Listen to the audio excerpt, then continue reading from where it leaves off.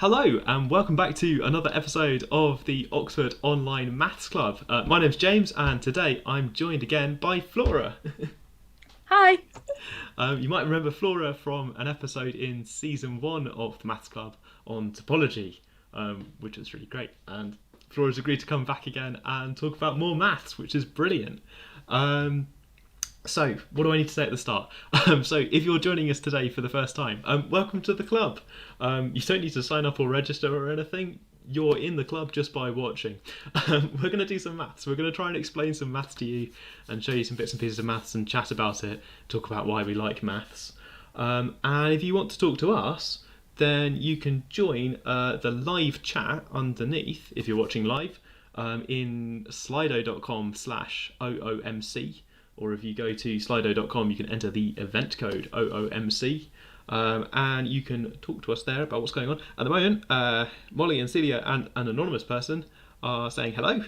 Hello. And some people are saying they liked the open day, which is nice that people found the open day as well. For people who don't know, I have two halves to my job. I have a kind of fun maths half to my job and I have an admissions half to my job, and at the moment both halves of my job involve doing live streams. So this is a fun maths live stream. If you're interested in kind of admissions-y live streams, then we're running open days at the moment. We did one last Saturday and we're going live again this Saturday. Right, I've been very rude and rambled on and on and on and not let Flora say anything. It's fine. People are happy to see you back, I think we can say, from chat. Aw, thank you everyone. If you're joining, Molly found the live stream. Molly found the open day useful as well.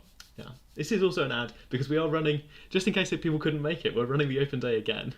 So we're running it back, the entire thing. We're doing all the live sessions again on Saturday. I don't know how many people to expect, but Sounds good. Everything back again. Okay.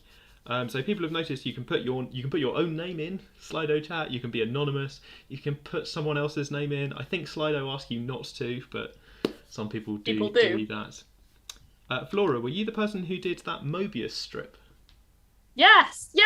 Oh, they remember. You've recently been in. So we do monthly highlight videos, and your Mobius strip clips in the monthly highlight video. Yeah.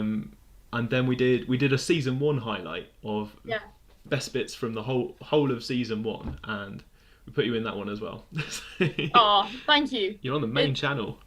I'm glad that people remember the Mobius strip. That is a big takeaway from that kind of session. And I literally had a topology tutorial the other day. And this is second year content, but I mentioned something which I learned when I was researching that presentation. Like, oh yeah, if you cut a Mobius strip in half, then this happens.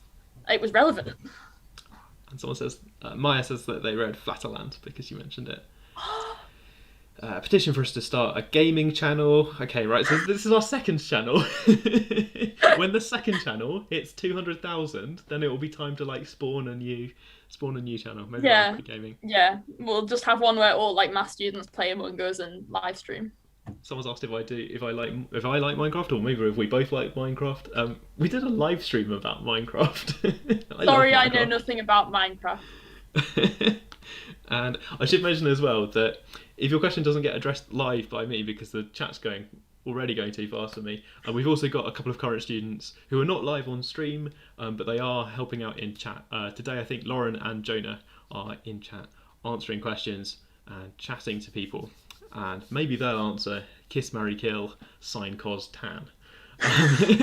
So, right, okay. The first channel's just called Oxford Mathematics. It has some maths lectures on it, and it has some content going on there. We realised that the Maths Club was going to have lots of content going up very quickly. So we're on this second channel. Right, waffly bit at the start.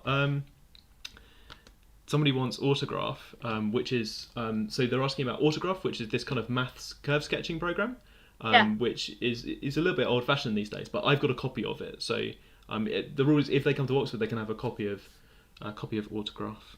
Right, okay. Curve sketching software aside, let's have a look at Flora's slides. If I can remember how to switch to Flora's slides, this is such a good transition. One of my best ones. It'll come. There you go. There you go. Okay. Also, in a new twist for season 2, I've started putting the title in the YouTube title as well. Yeah. So, So people had a bit of a spoiler alert. oh yeah, Penrose. Right. Okay. I'm gonna hand over to you. I think Flora. Hey. Penrose tilings. Let's go. Hi, so you may remember me. I'm Flora. I'm a second year mathematician at Mansfield College, Oxford, and today I'm going to talk a bit about the Penrose tiling and what it is and why it's amazing.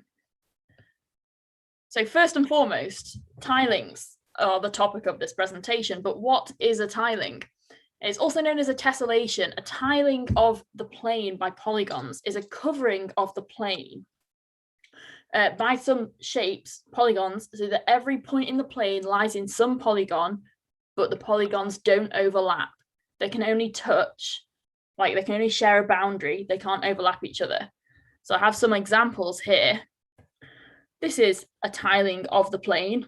When I say the plane, of course, I mean the XY plane, which you probably will have met in maths at school. So it's a two-dimensional surface that extends off to infinity in all directions.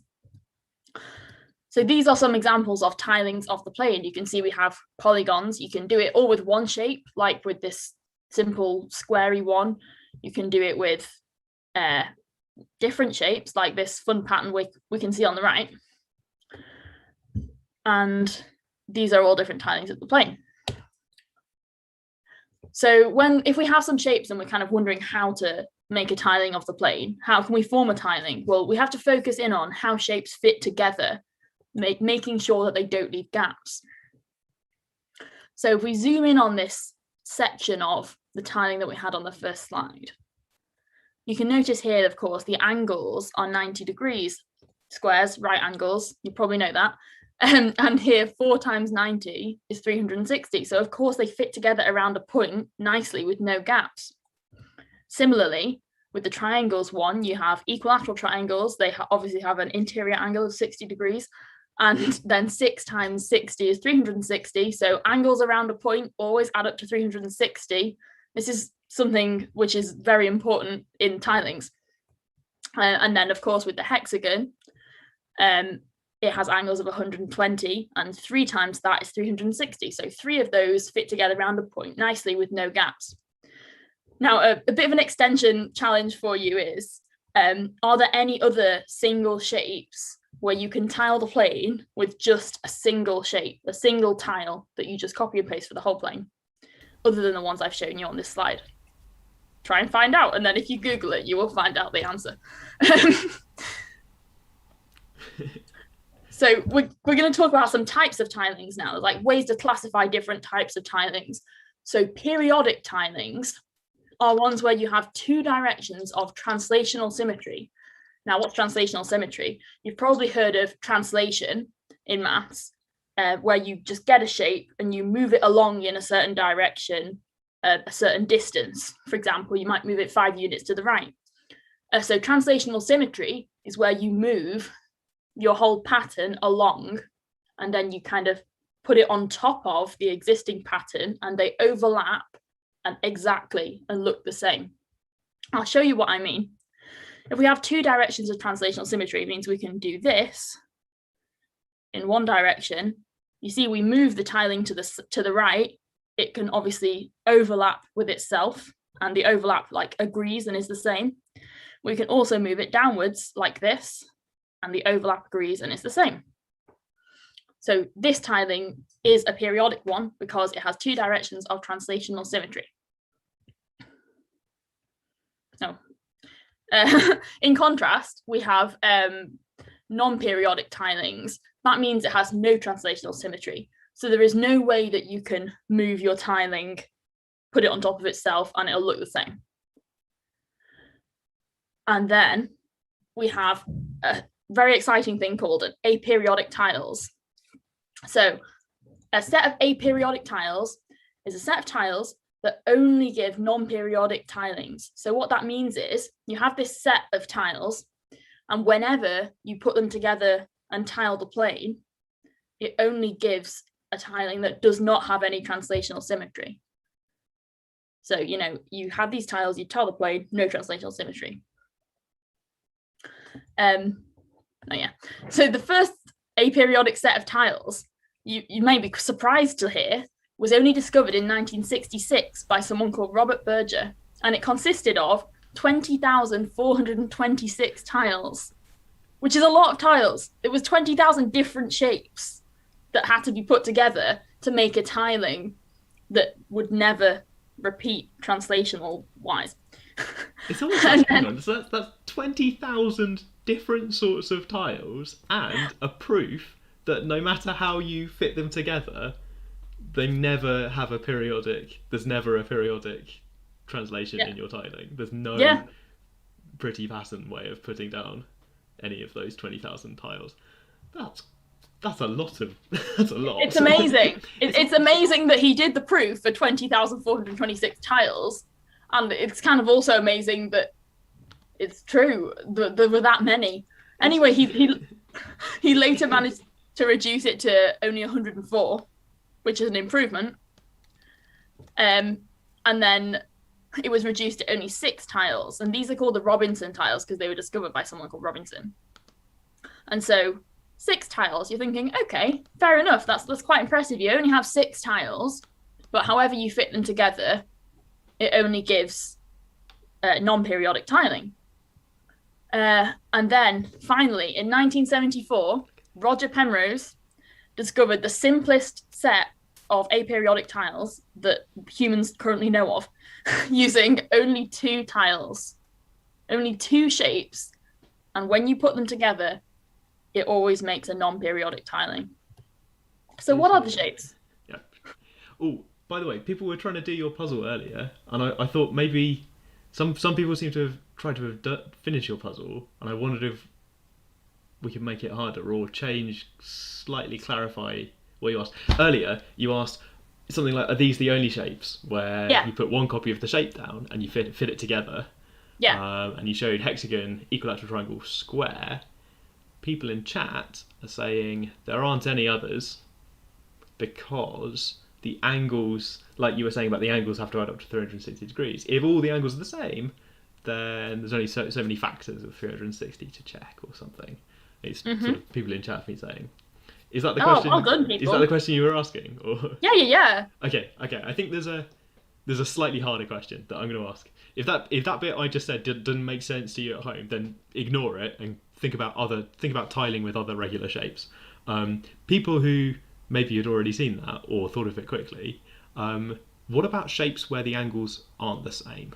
So, what about a shape where the angles, it doesn't have all of its angles the same? Yeah, I don't think I specified whether it was regular polygons we were talking about. Okay. So there's kind of separate questions there then. Like regular polygons, I feel like some people in chat were very quick to answer. Irregular polygons, like, is there an irregular polygon where one copy of it you can tile the plane just with copies of that? Good question.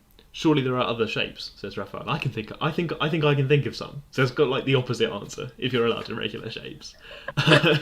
Goes from of course you can't do. I think I can straight away. Some interesting ones out there as well. And people are posting actually parallelograms being suggested. Okay, right. Maybe I need to refine my question. I might jump in again in a bit when I've thought of a harder version. Yeah, parallelograms. Look. So one of the students has highlighted parallelograms in chat as well. Yeah, that's cool. Parallelograms. Sorry, I've interrupted you. You were just about to show us Penrose tiles, an example with just 2 tiles, not 20,000. If we were doing this talk 30 years ago, you'd have to show 20,000. But luckily, if this was a talk in the 70s, it'd be like, so there's 20,426 tiles. I can't fit them all on my slide, but just believe me. Luckily, but just 2. Yeah. Since 1974, luckily, we can just show 2. So these are rhombuses, and one is a thick rhombus, one is a thin rhombus. What's important or interesting about these rhombuses, though, is the markings which we have on the sides. Now, if anyone came to my topology live stream, you may recall that we used arrows on the sides of a shape, like a rectangle, to show when we were matching them up with an equivalence relation.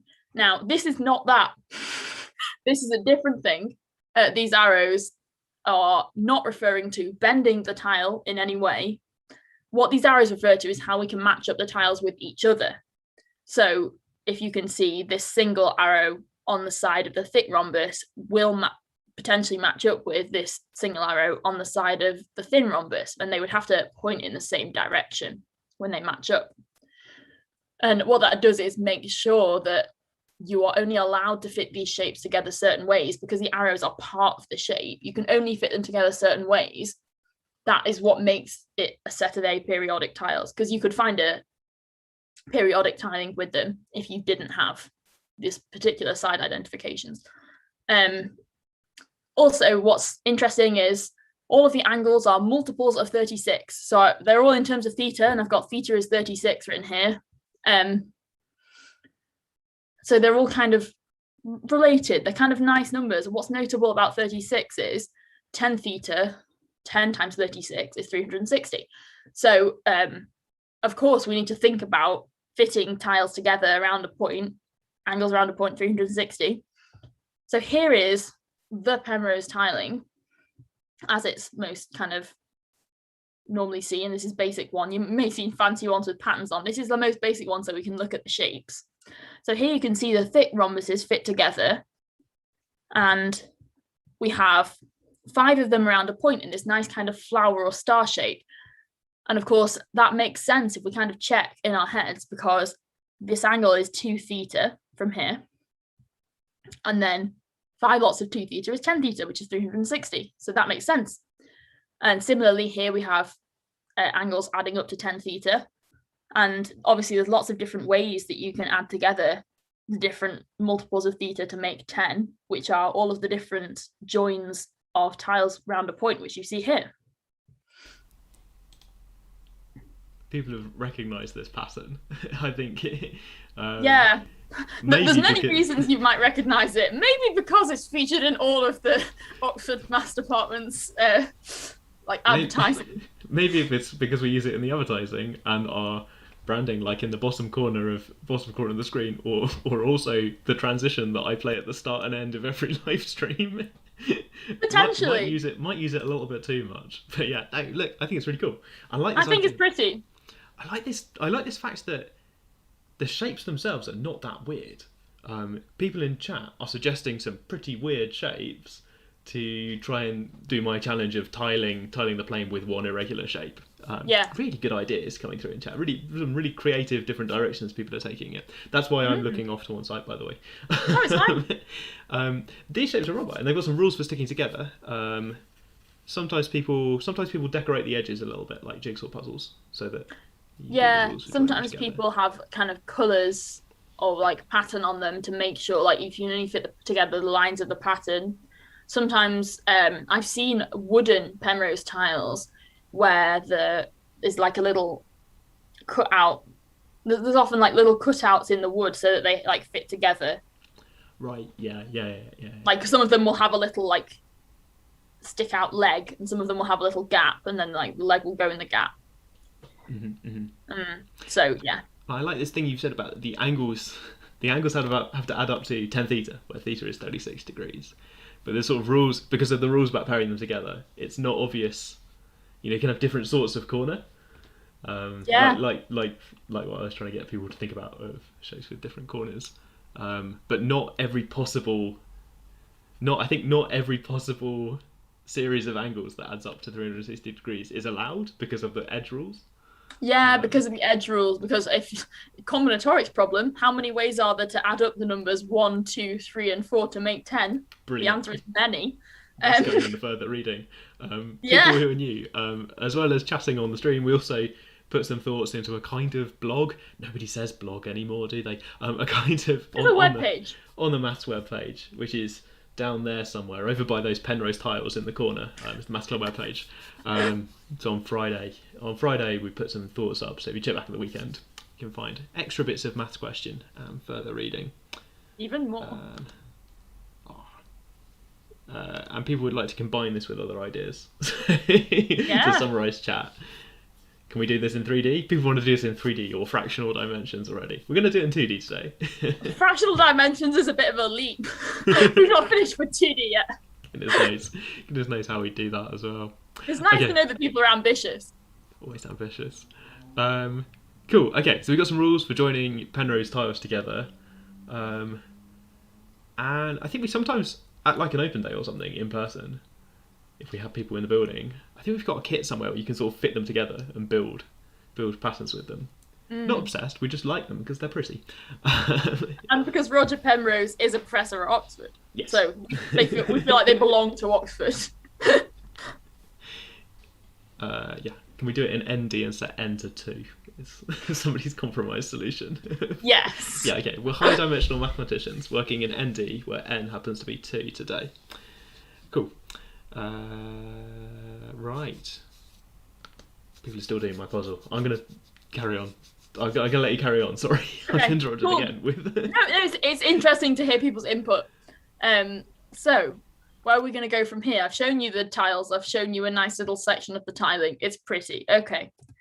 So, we're going to try and prove, or at least have a look at the proof, that this tiling tiles the whole plane. So, obviously, on the previous slide, I've shown you that it tiles a small area, right? But we need more than that. If you have a tub of Penrose tiles, you can fit them together and tile a bit of a section of the plane. But we need some kind of rule, like a method or an algorithm for how we can place more tiles down. When we have some small finite number of tiles, we need to place more and more and more if we're going to tile the whole plane.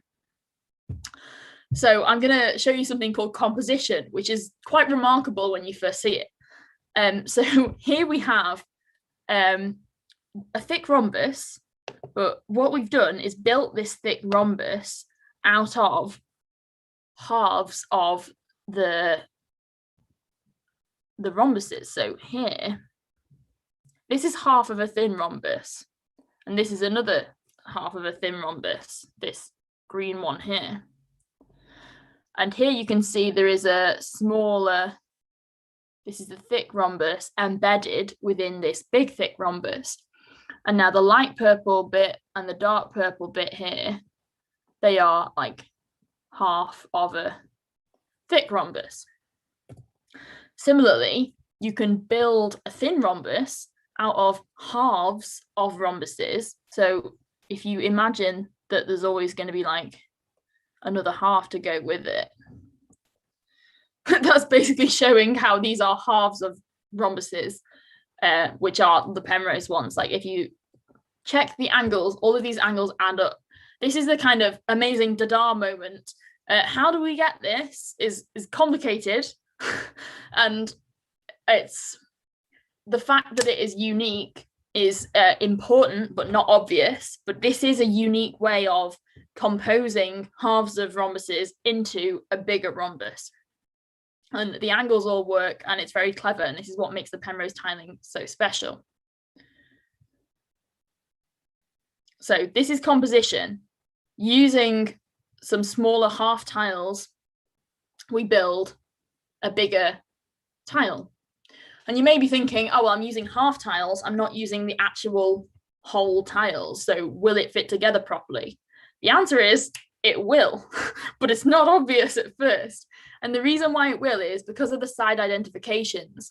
The way these arrows force you to match up the sides in specific ways, make sure that when you build this bigger rhombus out of the smaller half rhombuses, when you fit it with other shapes, tiles, the light green half a rhombus here will always match up with a dark green half a rhombus there. And similarly for the purple thick rhombus ones. So yeah, this is a method of building bigger ones. So now I've added a kind of little spicy comment on the side for further reading or research. The linear scale factor between this, let me just get my laser pointer, the side length of this kind of smaller rhombus and the side length of the larger rhombus, which we have formed from these shapes, happens to be the golden ratio, which is potentially slightly mind-blowing because the golden ratio is an amazing number which appears in different areas of maths, which you may have heard of if you're interested in supercurricular maths. If not, feel free to research that. But yeah, there's this amazing link between the golden ratio and the composition method for Penrose tiles. So this is a way to make Penrose tiles out of half Penrose tiles, but in a kind of special way, so that if you followed the rules on your original Penrose tiles, then all the halves match up. So now Yeah. you've got more Penrose tiles joined together, because all the ones you've put in there, they're all following the rules on the little half bits. Yeah, So all the half bits are certainly following the rules.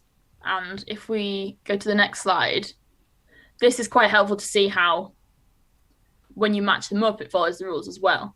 Now, we don't have all the arrows on here because I think this one was meant to look pretty rather than be mathematical. But it is mathematically correct. And here you can see like there's a thin rhombus which is formed from halves of different rhombuses.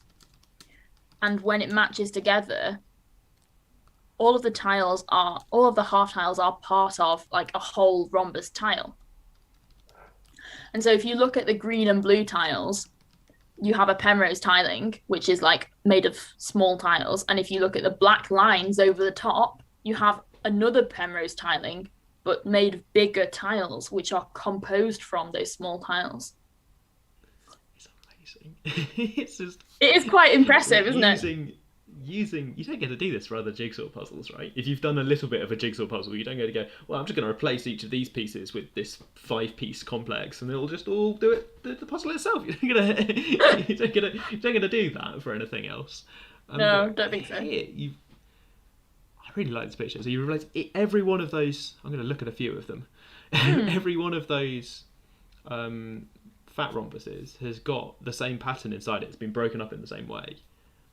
Yes, every skinny one has been they're broken all literally just rotations and copies of each other together. Yeah, good. like every single one has this this pattern is the same as this pattern. It's just like rotated.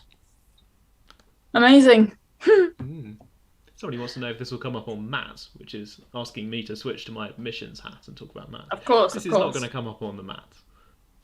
In this, like... No, I don't think they're going to ask you to prove that the Penrose tiling tiles are plain. That would be slightly harsh. Matt has a very limited A-level syllabus. Yeah. The maths club in general is sort of fun maths. Yeah. Look at this. So this is a fun animation, which is what happens if you replace using the rules. You get more and more tiles. So starting from literally having one tile, if you replace according to the rules, you can end up with a tiling that is loads of tiles. So kind of bringing it all together. So how do we actually know that this tiles the whole plane? We do a process called inflation, which is basically where we get this, imagine you have these black lines, this Penrose tiling, you fit together tiles in the pattern that we've described to make more tiles, and then if you kind of scale it up, you have a tiling that has more tiles, and so it fills a bigger space. If you scale your tiles up to the size that your original tiles were, it fills a larger area, you have more tiles. And then you can repeat this rule as many times as you want. So you can repeat the composition rule, add more tiles, repeat the composition rule, add more tiles, and then you will have a tiling that is arbitrarily large. And now there is a technicality which some eager, rigorous mathematicians may have noticed, which is there is a specific kind of difference between being able to tile an arbitrarily large disk and being able to tile an infinite plane. But luckily, we have something called the extension theorem, which guarantees that if you have a tiling where you can tile an arbitrarily large disk, which means like a disk that you can make as big as you want, then you can tile the plane. So they are, like, one does imply the other because of this extension theorem, which is a little complicated. Potentially we could include it in further reading if people are interested. Maya and Molly have both spotted another problem, or something different. That they've spotted that when you do the replacing with lots of tiles, you can get into this. You can get some kind of gaps in the edges, around the edges. So in the animation, like on there's some holes. On this one, yeah. So there's some little gaps missing. I think, yeah, so there's some sort of, you can see some sort of gaps where there probably should be a Penrose tile, but the algorithm hasn't put one in. Yeah, I hear you. On this particular animation, if there is a gap like this white gap at the top, I don't know how to pause it to be honest, but if there's like this white gap that keeps appearing at the top, if you look at it, you can tell that that is just another thick rhombus. So you could just put another thick rhombus in there. I think that's just an issue with the animation rather than with the actual method. I think the generation can. I think the generation can do that near the edges. So I think right. Okay, so it can come up with gaps, but then eventually, gaps, but you can always fill the gaps with little bits of Penrose tiling. Yeah, so you can always fill the gaps with afterwards. And it's actually fine because the gaps are near the edges. If you just want a big bit of continuously okay stuff, then you can just trim off the edges and say, just look at this circle inside. This is the thing. All we need to prove that it tiles the plane is to be able to tile an arbitrarily large disc. So you can just make your disc be as big as the bit with no gaps, because there is always a large area with no gaps. A couple of people mentioning proof by induction, because this feels a bit like you're inducting to get you're kind of repeating a step until it kind of goes to infinity. It's really interesting. People should mention that, because that's going to nicely kind of segue into my next thing, which is another common method of proof. Shall I go for it? Yeah, please do. Sorry, someone's just asked what's the biggest, like a classic Penrose tile question or something. What's the biggest tile arrangement you can repeat while still being aperiodic? I think they mean Penrose tiles. I think I know the answer, and I think it's relevant in a minute or two. So, sorry, can you repeat that? They'd like to know about the biggest arrangement you can have while still being aperiodic. And I guess you could have lots of, in general, you could have lots of different sizes of stuff. But be aperiodic because none of them repeated. Yeah, I mean, if they mean how many tiles, there's just these 2 tiles. If they mean what's the largest area that you can tile and then still not have any translational symmetry within that area, the answer is the whole plane. Right. For the Penrose tiles, yeah, you can keep going. For the Penrose tiles. Oh, and somebody spotted some curved lines in the animation, because that animation had some circular arcs drawn on the Penrose tiles for decoration. Sometimes people will do that for decoration, and sometimes I think people do it to highlight the rules where you're allowed to match up the tiles as well. Right. But yeah, it makes it look pretty. Okay. That was a chat catch up. No, it's fine. So now my next thing is, I claimed quite early on in this presentation that the Penrose tiles are aperiodic, but can we prove that? We're going to use a method of proof. Oh, this is just a bit of a reminder. Remember, we have our composition rule going from the green and blue tiles to the thick black lines, which means you notice the way these fit together, these smaller tiles, and you kind of imagine you're getting a big black pen and drawing larger Penrose tiles onto your smaller tiling. And that allows you to have a Penrose tiling on top of your tiling where the tiles are bigger. Hold that thought, that's going to be useful. So we're going to use a method of proof called proof by contradiction, which you may or may not have heard of, but it doesn't matter, I'm going to explain. Basically, proof by contradiction is an amazing method, really. It's where you assume the thing you want to prove is not true, and then you kind of go through some steps, follow it through, and then you find something, you end up with something which can't possibly be true because it's absurd, it's definitely not true, and that is your contradiction. So, and then you know, well, okay, if the thing not being true leads to this contradiction, then the thing must be true because the contradiction can't be true. So a bit of mathematical logic there. So for this proof by contradiction, we're going to assume that there is a tiling using the Penrose rhombus tiles, which has translational symmetry. And then we're going to come up with a contradiction to show that there is no tiling with translational symmetry. So how are we going to do that? So we, first step, assume that there is a tiling using Penrose tiles, which has translational symmetry. Second step. So we're going to imagine we have a little section of the tiling. Please don't be put off by the fact that in this basic diagram, it has squares rather than Penrose tiling. This is just for ease of diagram and it being simple. This is not actually squares. It is the like translational symmetry Penrose tiling. That's what we are imagining is in this circle rather than the squares. They're just like a representation of this is where the tiling is. So you have your Penrose tiling in here, which has translational symmetry. So you translate it. You have a large area so that when you translate it, there will be some overlap. Now on the overlap, the tilings coincide, which means they look exactly the same. They're on top of each other, like they agree with each other because it has translational symmetry. That's the whole point. So you translate it so that the overlap agrees with it.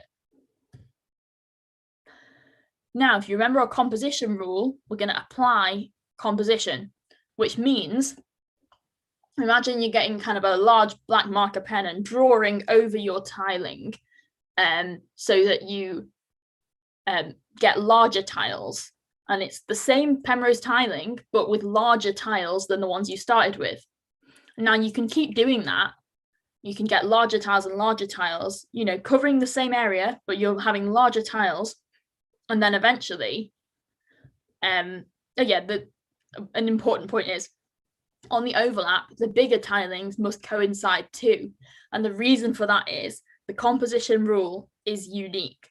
There is no other way you could put together tiles to make a larger Penrose tiling.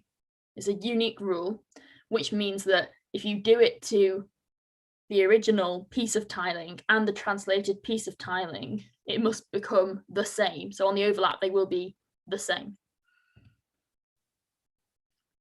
So eventually, if you keep doing that, your tiles will get bigger and bigger and bigger, and they'll become so massive that the overlap will not just be an overlap of a whole area of tiling, it will be an overlap of a single tile. Well, you know, multiple single tiles, presumably. But there will be two tiles which overlap with each other. And this is a contradiction because tiles are not allowed to overlap in a tiling. And in a tiling, a symmetry should send a tile to a tile. And these tiles overlap. So that is a contradiction. That's not allowed. It's false. And that means the thing that we started with at the very beginning must be false. That means there is no translational symmetry of the Penrose tiling. Breathe. Breathe.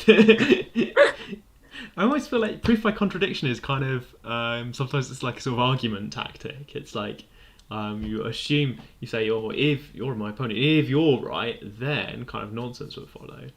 Yeah. Kind of, maybe we could have acted this out where I foolishly believe Penrose tiles have a translation. You know, I show you a translation on some Penrose tiles, and then you say, wait a minute, draw some lines on my diagram. And, what have I done? Yeah, look, the tiles, it's wrong. So this is really dependent on those composition rules, that the first complicated pictures that you had of how to build Penrose tiles out of half Penrose tiles. Those composition rules being somehow sort of unique, or having this rule about how you can compose tiles together. The kind of precise logic there is, I guess, important for this proof. Yeah, an interesting mathematical idea in many situations is to consider why a proof falls down for other things. So if you think about the tiling that we had at the very beginning with the squares, you can do some kind of composition with the square tiling where you basically, you know, put together smaller squares, for example 4 squares, and you like draw a square around 4 squares, and then you've got bigger squares. But the issue with that is not a unique rule. There are loads of ways to do it. How many ways are there to do it? Extension question.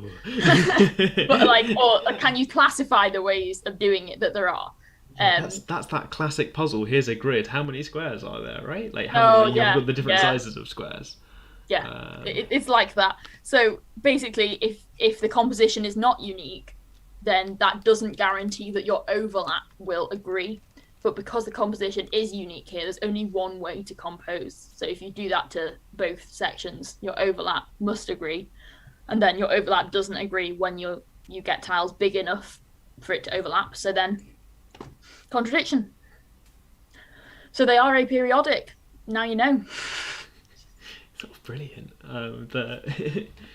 the things you can. There's an easy way to generate them in some sense. Like the rules that you showed before show you how to generate stuff, and then suddenly you get this guarantee that as you generate it outwards, there's not, you don't fall into a repeating pattern. I really like these. I really like the way that it generates new stuff all the way as you go outwards. So that if you want a unique bit of Penrose tiling, all you really need to do is pick a normal bit that other people have looked at, and then walk outwards or generate some more stuff and wander off in a random direction, like exploring Minecraft. Amazing link. Down with the kids from 2010. I don't know. While I'm interrupting, I'm going to answer some questions in chat. I don't know when the Teddy Rocks maths essay result competition thing is happening. Teddy Hall asked me to help advertise it, but I'm not advertising. I haven't been asked to help advertise when the results are out. We do sometimes do ad breaks, but I haven't got an ad break for right now. I guess today's ad break, if you're missing the ad breaks, today's ad break would be something like, how many ways are there to add numbers between 1 and 4? Have as many of them as you like. How many ways are there to make 10?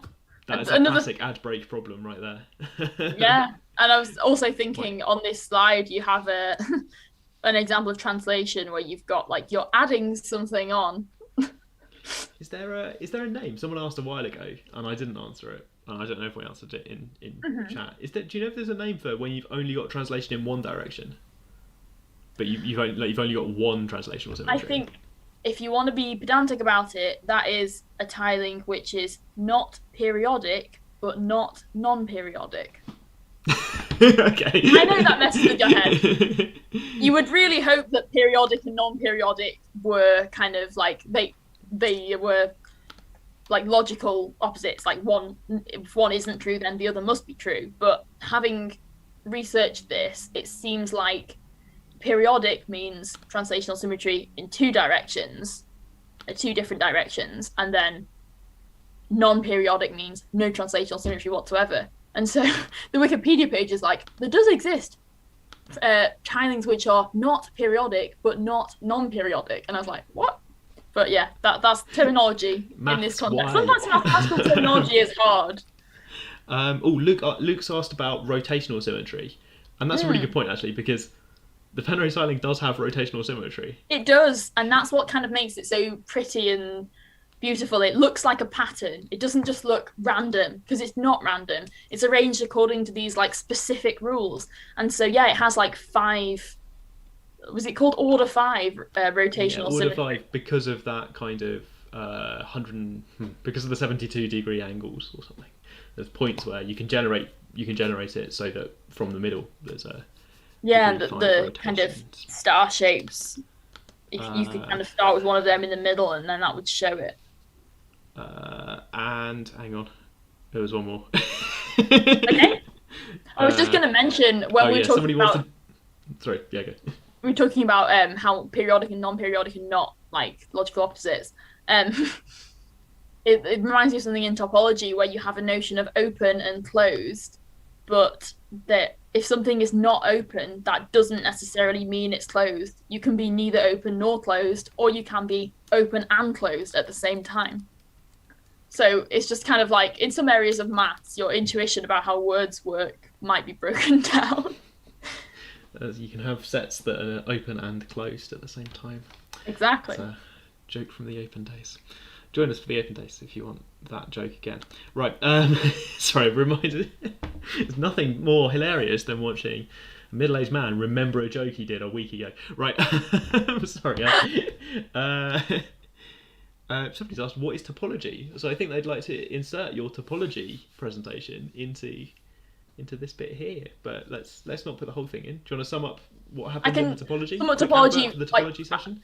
I'll say what I said at the very start of the topology presentation, which is topology is a mathematical topic which studies shapes and spaces, and a shape and a space can be anything from like a line to a mug to like a table, but it's different to geometry in that in topology we don't worry about like angles and distances and rigid structures like that. We only worry about the actual like structure, how many holes it has, and whether something could be kind of continuously deformed into something else. Yeah, it involves sticking things together, and there's an episode on the Maths Club website. Yeah, you can go back on the YouTube page and watch my video on it. It's probably, to be honest, it's probably a recommended video over here somewhere on YouTube. Yes, and possibly, somebody in chat, It's Raphael, has nicely given a link to that for that's helpful. Stream. Thank you. There you go. I had to check whether it was a Rickroll again or not.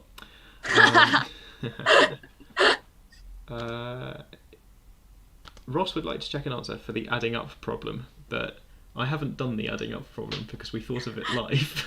I think that'll be after the live stream, further reading. If other people want to discuss the problem about how many ways there are to make 10, Ross has put a comment there. You can reply to Ross, chat to Ross about how many ways there are to make 10. I can think of at least 3.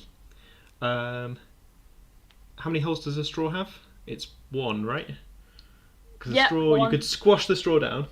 If it was made of elastic, you could squash it down until it was a sort of ring. And that's kind of like a straw like is homeomorphic to a donut in the language of my topology talk.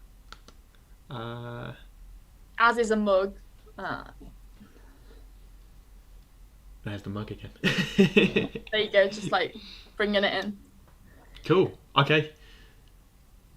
Have we got more? I can't remember. Yes, there is one or two more things that I'm going to talk about, but this is kind of like a break from the hard maths proofs to look at some history. So this picture is some medieval Islamic architecture. What's quite amazing actually is physicists Peter Liu and Paul Steinhardt have presented evidence that a Penrose tiling underlies examples of medieval Islamic geometric patterns, such as these tilings, which are on a shrine in Iran, and someone has like kind of superimposed colour over it. And I've taken this picture from an actual academic paper by these physicists where they studied the medieval Islamic architecture, and noticed the kind of similarities and how essentially it's formed like from a Penrose tiling. What's really remarkable is that by the 15th century, tessellation and transformations were used to construct nearly perfect Penrose patterns, and this was 5 centuries before their discovery in the West by Roger Penrose, 1974. So just kind of amazing. Lots of areas of maths and indeed history is like, well, yeah, it was discovered by Roger Penrose, but there were examples like this in medieval Islamic architecture in the 15th century, which is just mind-blowing. I didn't know about that until I researched for this talk. This sort of geometric art as well, there's a good bet. If you're studying a sort of symmetry in 2D, there's a good bet that people making Islamic art 500 years ago or more got there before you. Yeah, it's amazing, like the amazing kind of complexities of the patterns that they used, because it was decorative, but it was also like quite mathematical. It's the building called the Alhambra that's got lots of decorative geometric tilings. Amazing patterns. It's possibly got representatives of all 17 members of the Wallpaper Group, which is, the Wallpaper Group's one of my favourite bands. Their music's very, very sort of staid and boring. But no, the Wallpaper Group is all the different ways to have wallpaper that's got the different sorts of symmetry that 2D patterns can have, and maybe all of them. You can find examples of all 17 possibilities somewhere in this building. Wow. Amazing. And then as well as the medieval architecture, I had to show this, couldn't get away with it without showing this, some modern architecture. Now this is the Penrose paving, which can be seen outside the Andrew Wiles building, which is the home of the Oxford Maths Institute. Close up, this is the Penrose paving, and now this was designed specially by Roger Penrose himself, who is a professor of the Oxford Maths Institute. And you can see here he's added these kind of silver circular arc bits so that they overlap really nicely and create this pretty pattern. But if you look closely, you can see that we do have the thin rhombus and the fat rhombus, which are exactly like, this is exactly the tiling that we were looking at before. And if you go on the Oxford Maths website, you can learn more about like the Andrew Wiles building, and there's actually like a time-lapse video of the Penrose paving being laid. The thing is, it seems quite slow. It's like 17 minutes long, but but it's amazing to see how they constructed it, because of course this was no ordinary paving. Usually when like people are building like a paving outside a building, it's going to be like, you know, quite repetitive, like squares, maybe even some diamonds, but this is quite a unique one. And I found basically a picture of myself when I was in my first year before coronavirus hit. I would visit this building every morning for lectures, and so this is a picture of me standing right by the Penrose tiling to prove that it's real and to prove that I've been there multiple times. You got a sunnier day than the official photo on the left. That's really good. Yeah, you're right. This photo on the left is amazing, and it's used like on the website and stuff. But that was me in October, my first term at Oxford in 2019. Brilliant. It was really nice. Yeah, I'm holding my coffee in my cup and just fresh out of some great first year maths lectures. So yeah, it's an amazing building as well. Like on the inside, there are all sorts of patterns, and it's a lovely building. Also, there is another instance of it, and this is the courtyard outside the bar of Wadham College in Oxford, so, you know, fairly close by. And here we again have the Penrose tiling, which has the thin rhombuses, fat rhombuses, and here it has this kind of wacky star pattern on the tiles to create a different effect. And why Wadham? Well, it's because Roger Penrose is actually a professor of Wadham College. So it makes sense that they would have something honouring him. There's a few other places in the world with Penrose tiles. I saw on Wikipedia. There are. There's a few other with less of a link to Roger Penrose. But yeah, I'm not sure why everywhere, but there's certainly one university in America has it, and there might be some other places in the UK. Certainly, I've seen a photo of Roger Penrose like standing in this like American college building, and the floor is, you know, Penrose tiling pattern, of course. Is that bit just between the table and the photographer? I think there's a point there which might be a point of five-fold rotational symmetry, possibly. You see, like, yeah, there's like that might be the middle. yeah. Because there's like a starfish and then a big starfish. Yeah. Some other starfish around. Yeah, because the one outside Wadham, I don't think it's very big. So I think if I get the laser pointer, I think it ends over here. Yeah. And that's probably nothing like an infinite plane. No, terrible. Disappointing. Not even large. I think this is the middle, and then you can see like if you had lines going out here, and here. It looks like, yeah, that is where the five-fold rotational symmetry is. Maybe there's more than one point that does that. Maybe I shouldn't have called it the centre, or maybe there's exactly one. I'm not actually sure. I think there might be at least two. Oh, I don't want to comment. I should know that. When I show people around the building, I always stand on the Penrose tiles and tell them about Penrose tiles quickly. I always say it's an open problem. Nobody knows whether there's just one tile that does this. So there's that example with 20,000 tiles that we didn't really show you, and then an example with 6 tiles was found. Penrose has got this example with 2 tiles.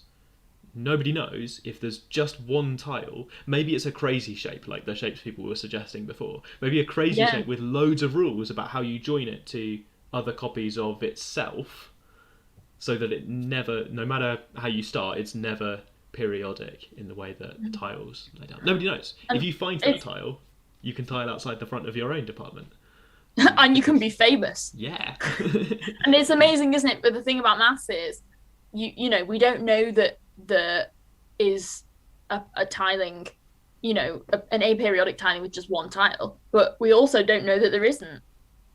Like that, no one has been able to prove that there is none with one tile, have they? Yes. Sorry, yes, that way round. No one's proved there's not one with one tile. Yeah, no one has proved that it doesn't exist, but also, it's still an open problem whether it does actually exist. Yeah, a bit like, I guess, the question of does this 20,000 tile example exist? People thought of the question quite a long time before anybody found the tiles. So sort of like everything we've tried has some way of tiling periodically. Yeah, There's a yeah, little bit of history there of people working out that, oh no, actually, some tilings only tile aperiodic, only tile non-periodically. yeah, yeah. It's interesting the history of it. So Yes. I just have one more slide. I had to kind of do homage to Roger Penrose, who is, the guy who this whole tiling and indeed this whole presentation is named after. So this is a picture of him. He is standing on the Penrose paving because, of course, and another little graphic of the Penrose tiling building itself. And here it's quite easy to see the fivefold symmetry as well, which is nice. Very nice. So, Ocean, there's a serious question a moment ago. I like it when people Yeah. go, serious question. Everything's a serious question. From Ocean. Do you have to start out, so this one in particular, this animation starts from a nice fivefold point. But you don't have to start there when you generate some Penrose tiling. You can start somewhere else. So you could piece together maybe a few tiles some way yourself, maybe in a way that other people haven't done before, and then use the rule from earlier to replace it and build lots and lots of complicated structure. Yeah, you can fit together like just 2 or 3 according to the side rules with the arrows, and then composition, scale it up, amazing. Yeah, I did something like that when I wanted some for the animation thing. I started with one tile, just one tile, and did the construction thing on it until I got a big pattern, and then zoomed in on a bit of the pattern that I wanted that looked nice. That looked nice. Does seem a bit like fractals. It's a little bit because it's got different things repeating on different scales. It's kind of the important reason why it's aperiodic. So I like that as well. Yeah, it's amazing like that. It's a little bit like the digits of pi. There's a rule for generating the digits of pi, but it never gets into a repeating pattern. Even though there's like a simple rule, you kind of get this almost pseudo-random or chaotic thing coming out in the digits. People have been asking for the digits of pi, so for reference, let's find out how much pi I can remember. I think I can do. Ooh. Oh, okay. I think pi is 3.14159265335897932384664339. 83. 8327 952898502884197197510558209740593070164062862. Yeah, some more. You lost me somewhere in the middle. Yeah, but you helped me out. Amongst my friends, I can say the most digits of pi, but you're amazing. Points just got faster and faster and higher pitched until we got there. I think that was my one chance, and I didn't do as well as I thought I could. I used to know. At one point I knew 31 digits because that's like pi-ish, and then I learnt 314. Stop there. That's amazing. I learned like 50 and then 60. I was trying to go up to 100, but because I didn't learn the last few properly, I only really remember the first 40 or 50. There's a good bit at about 100 digits, and then after the 100th digit, it's kind of downhill. It's a bit derivative after that. There's a really nice punchy 706, 79. It's just really good. Anyway, right, that was the nerdy conversation that people have wanted us to have. All straight. The nerdiest. Surprised we got this far through without having that chat. Really sorry to the students watching as well. Right, now do it in base 12, says Ocean. Thanks, Ocean. Cool. We've got a minute or something left. Is there anything else people want to ask Flora or chat about other bits of While I'm here. While Flora's here. I interrupted quite a lot, sorry. Slowed you down. No, it's fine. We had some good discussion. Yeah. That making 10, I think how many ways to make 10 challenge is going to go in the further reading because I'm not sure we've reached consensus on that yet.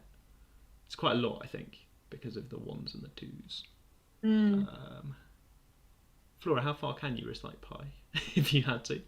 Oh, if you'd like me to, I can tell you that at the point where I corrected James on a digit that was 8 or something, that's basically where I can get up to. It goes 3.1415926533466433846643383279502884191, and then I get stuck. 693993. Yeah, okay. Oh yeah, I knew that. I knew That's that. 1-1. Right, okay. It's been great to have you on the live stream again, Flora. Thanks for coming on and showing Penrose tiling. Thank you. Last question is why do you like topology? I don't know if you want to do that really fast. Because it's different. It opens your mind. Perfect, brilliant. Maths university, different, mind opening, lots of interesting stuff going on. And that helps you understand stuff about Penrose tiles, which we've put everywhere because we love them. Right, okay, we're going to be back in 167 hours for another episode of the Oxford Online Maths Club. More stuff in the further reading, and I've decided I'm going to start sprinkling bits of... People have been asking about mat and step content, because I mentioned it at one point. I'm going to start sprinkling some mat and step-like mat bits of mat question or something in the further reading, or maybe in its own corner on the club website, just to get that going. If you're here for the open day on Saturday, I'll see you for the open day on Saturday on the open days bit of the maths website. Otherwise, see you in 167 hours for another episode of the Oxford Maths Club. Bye!